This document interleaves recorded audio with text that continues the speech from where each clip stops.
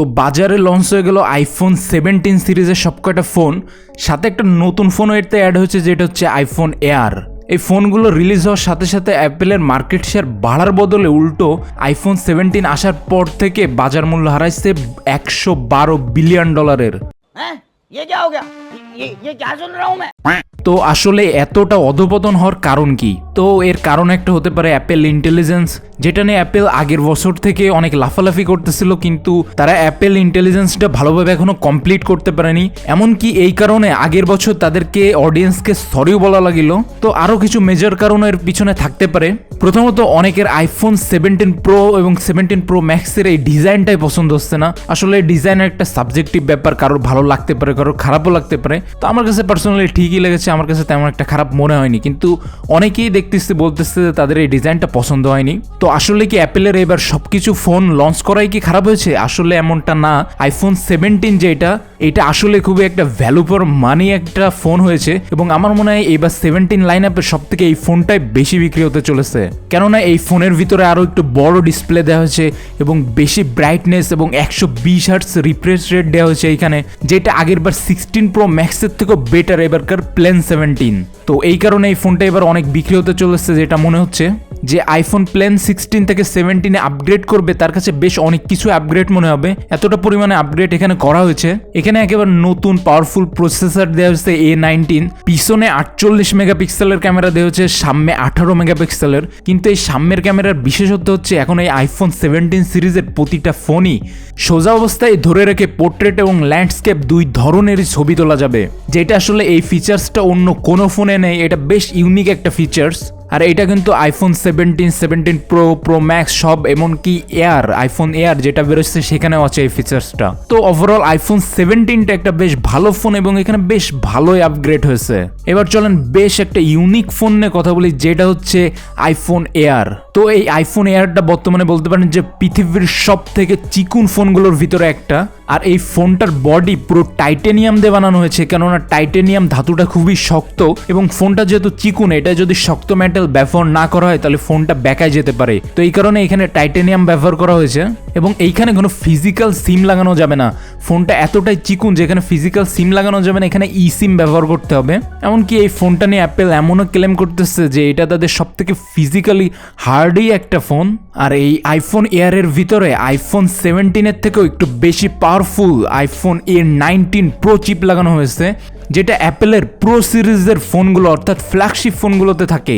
তো Apple 17 pro এবং 17 pro ম্যাক্সেও এই একই চিপ ব্যবহার করে থাকে। তো অ্যাপেল এখানে ক্লেম করতেছে এই চিপ ঠান্ডা রাখার জন্য তারা 17 প্রো এবং প্রো ম্যাক্সে আলাদা ওয়েবের কুলিং সিস্টেম লাগাইছে, কিন্তু এই ফোনটা যেহেতু এত চিকুন, এইখানে কিন্তু এই কুলিং সিস্টেমটা নেই। তাহলে আসলে এত পাওয়ারফুল প্রসেসর কিভাবে আসলে এটা ঠান্ডা রাখবে এই চিকুন ফোনের ভিতরে, এটা তো আমি বুঝতে পারতেছি না।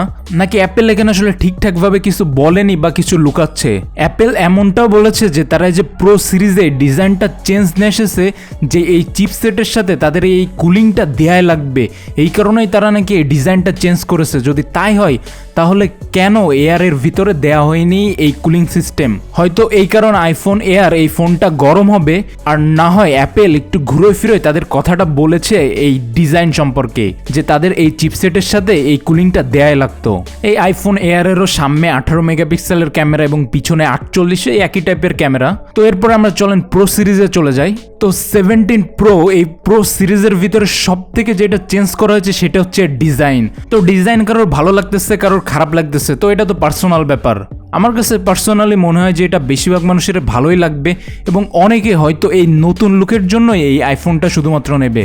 আইফোনের আগে তাদের যত মডেলে যতবার তারা ডিজাইন চেঞ্জ করেছে, সবসময় তারা টেকনিক্যাল কোনো কারণেই করেছে, কিন্তু এইবার দেখে মনে হচ্ছে তারা শুধুমাত্র সৌন্দর্য বৃদ্ধি করার জন্য করেছে, এবং এটা টোটালি ফাইন, এটা করাই যায়। তো যে কথা আগেও বললাম, আইফোন এই ডিজাইনটা নাকি নিয়ে এসেছে, তারা ওয়েপার কুলিং সিস্টেম লাগাবে এই প্রসেসরের সাথে, তো এই কারণেই নাকি এই ডিজাইনটা তারা করেছে। কিন্তু এই একই প্রসেসর প্রসেসর তো আইফোন এয়ারেও দিয়েছে, কিন্তু সেখানে তো কুলিং সিস্টেম নেই। তো দেখা যাক এটা যখন ফোন হাতে আসবে তখনই বোঝা যাবে যে কি দেখি চলতেছে। তো এইবার কিন্তু আইফোন এয়ার বাদে প্রতিটা ফোনে টাইটেনিয়াম ছেড়ে এবার অ্যালুমিনিয়ামে চলে এসেছে। তারা ক্লেম করতেছে তারা আইফোন এয়ারটা বানাইছে টাইটেনিয়ামে এই কারণে যে ওইটা তাদের শক্ত বানাতে হতো অনেক পাতলা ফোন, কিন্তু আগের বারের থেকে তারা এবার চলে এসেছে অ্যালুমিনিয়ামে। আগের ফোনগুলো কিন্তু টাইটেনিয়ামে ছিল। টাইটেনিয়াম অনেকটা বেশি জব্দ এবং দামি একটা মেটাল। তো আইফোন কিন্তু প্রথমবার একটা দামি মেটাল বাদ দিয়ে কম দামি মেটালে চলে আসছে। তো এর পিছনে তারা কারণ দেখাচ্ছে যে টাইটেনিয়ামে ফোন গরম হলে সেটা রিলিজ হতে বেশি টাইম লাগে, কিন্তু এই অ্যালুমিনিয়ামে ফোন নাকি আরো কম গরম হয় এবং এটা নাকি তাপ পরিবহন করতে আরো বেশি সক্ষম একটা মেটাল। তো এটা একেবারে সত্যি কথা, এর ভিতরে কোনো ভুল নেই। কিন্তু তারা যে চিকুন একটা ফোন বানালো সেইখানে টাইটেনিয়াম দিলে তাহলে সেটা তো আরো বেশি গরম হয়ে যাওয়ার কথা। তো এখানে প্রশ্ন তো থেকেই যায়। তো এইখানে এই প্রো সিরিজের ফোনগুলো কিন্তু 3টে কালারে পাবেন। এইখানে ব্ল্যাক কালারটা এবার সরাই দেওয়া হয়েছে। এখানে এবার আগের সিরিজ থেকে বেটার ব্যাটারি ব্যবহার করা হয়েছে এবং এখানে চিপ হিসেবে A19 প্রো চিপ ব্যবহার করা হয়েছে। আর অ্যাপেল এইখানে ক্লেম করতেছে আগের বারে চিপের থেকে এটা 40% বেশি পারফর্ম করবে। তো যে সময় অ্যাপেল ইন্টেলিজেন্সও চলে আসবে সেইটাও এইটা ব্যবহার করতে পারবে এবং সেই সময় আরও নেক্সট লেভেল জিনিসগুলো এই ফোন দিয়ে করা যাবে। বর্তমানে এই অ্যাপেল সিরিজের ভিতরে ফাস্ট চার্জিংও নেওয়া হয়েছে। এখন থেকে এর সাথে 40 ওয়াটের ফাস্ট চার্জার ব্যবহার করা যাবে।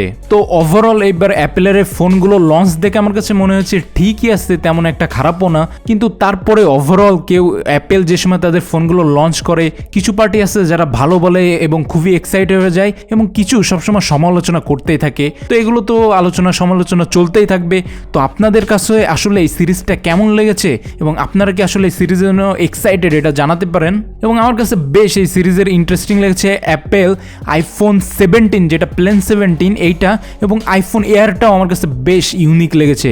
এবং হয়তো এরপর থেকে আইফোন এয়ার 2, 3 এইভাবে আমরা প্রতি বছরই আলাদা একটা লাইন আপের এই ফোন পেতে চলেছি। তো বন্ধুরা আজকে এই পর্যন্তই ছিল এই ভিডিওটা। তো পরের ভিডিও দেখার জন্য চ্যানেলের সাথেই থাকুন। ধন্যবাদ।